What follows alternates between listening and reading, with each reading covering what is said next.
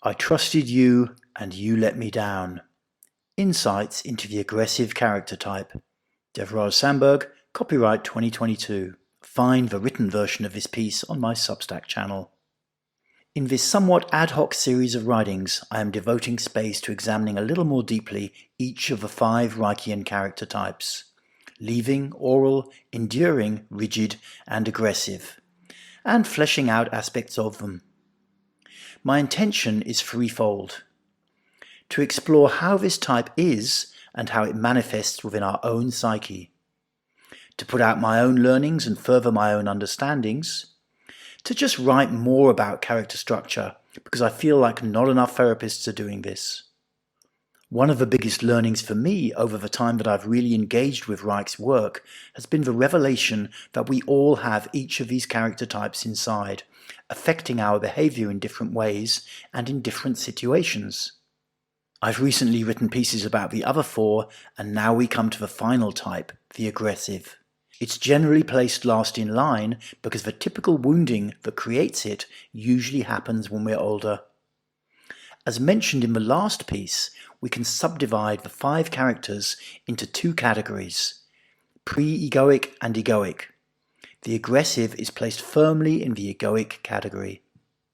This is important.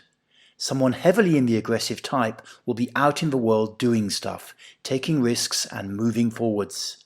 They will not be just imagining themselves doing this, the leaving type, neither will they be collapsed within themselves and simply struggling to fit in and get their needs met, oral or enduring types. Nor will they be just a part of the system, reaping the rewards for correct functioning, rigid type. No, the aggressive is out there, not respecting the rules or other authority, doing their thing. They are hyper self-reliant, manipulative, highly adaptive to new situations, very capable of turning on the charm, and often just downright aggressive. Contrary to how many people see them, they actually aren't found very often at the CEO level of companies.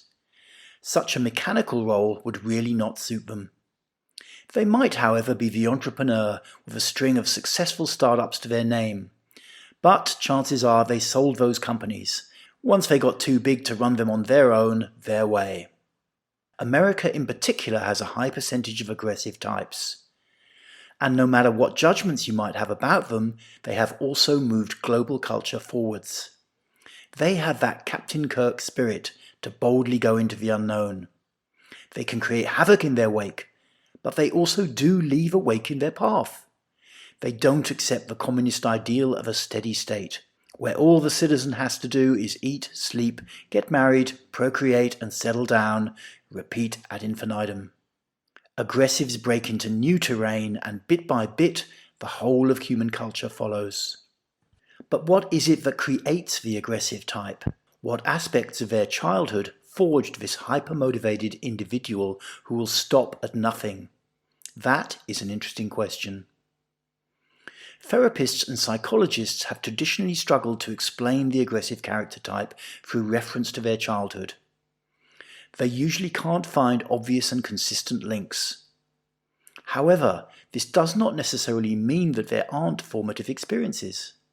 In fact, in my opinion, this situation is more likely due to the fact that most aggressives are utterly uninterested in therapy or looking inwards.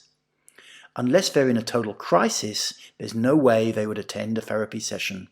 That's the place you will least likely find them. We know a lot more about the 3 pre-egoic character types for a reason.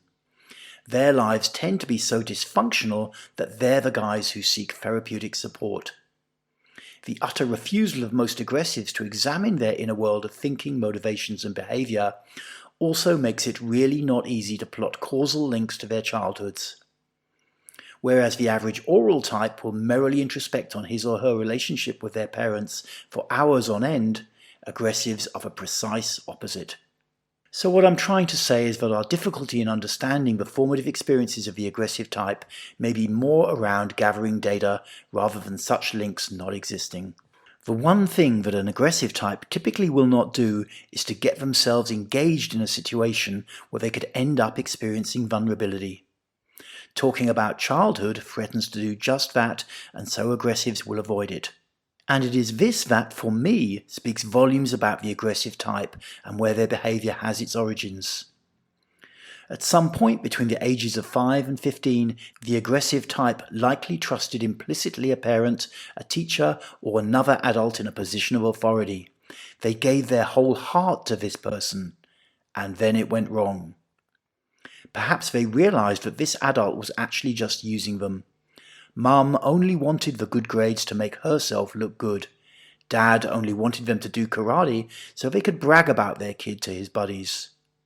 The teacher who they admired above all else turns around one day in a bad mood and puts them down. This kind of wounding, when it happens to a 10-year-old, can be overwhelming. But after the inner collapse that comes with that feeling of having been exploited by someone they trusted, eventually they rise again. Only this time it's for payback. They resolve to never again be reliant on another, to never again allow themselves to be exposed to such a feeling of vulnerability, to never again trust another human being.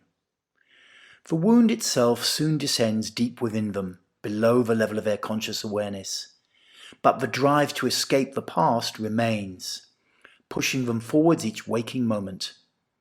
They work unbelievably hard to be totally self-reliant. They study unrelentingly whatever they need to study to get the skills and qualifications that will put them in the driving seat. To face the world, they learn to project their energy up their body to the front, creating a face and a chest that will either overpower or seduce anyone who gets in their way.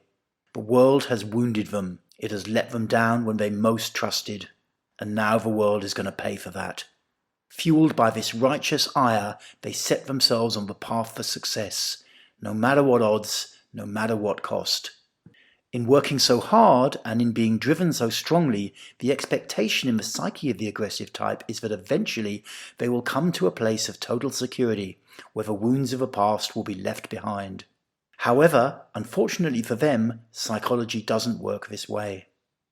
Some years down the line, finding themselves in their expensive apartment with their high-status partner, paid for through their high-income career, they believe that surely now they will experience contentment. Now that they are invulnerable and no one can mess with them anymore, surely they will feel peace. Nope. The early wounding that has driven the aggressive type forwards through life is still there in their inner world. Simply becoming powerful and successful in the outer world has not diminished it. They are like the gym rat who has bench-pressed their way to an incredible upper body physique, but who on the inside still feels and behaves like a powerless child. That which dwells in our inner world cannot be dealt with in the outer. All compensation strategies fail. Finally, we have to look inside and engage with that which we have been avoiding for so long. How then does the aggressive type move forwards to resolving this inner wounding? Well, for a start, they need to feel their back more. By constantly creating a powerful front, they invariably have no feeling in their back. But our back is where we naturally feel support. Our spine keeps us upright, and when we're aware of it, our mind can let go of the need to control our environment so much. When we are aware of the sensation of our back, we know we actually are supported. It's a tangible feeling, an inner knowledge. The next and most powerful strategy for the aggressive is to become more okay with being vulnerable.